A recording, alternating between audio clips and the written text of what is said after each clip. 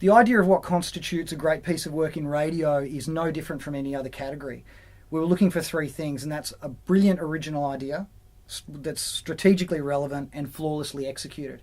And if it had those three traits, whether it's radio or not, if it has those three traits, then you know you've got something really special.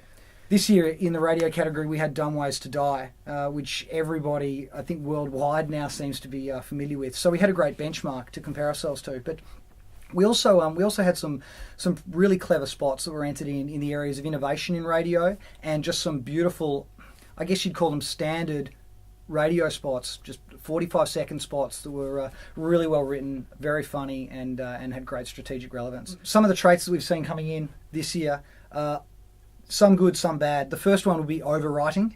That's a negative one. A positive one was humour. I mean, it's one of the oldest tricks in the book, but it still worked really well.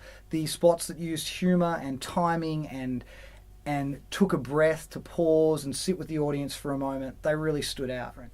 For us, though, one of the things we really focused on was how well crafted it was and how well put together it was in an audio sense. So having a great idea is one thing, making sure it's strategically relevant is really important, but when it comes to the execution, there's nowhere to hide in radio. You have to make sure your acting, your sound production, everything is flawless to carry the idea across.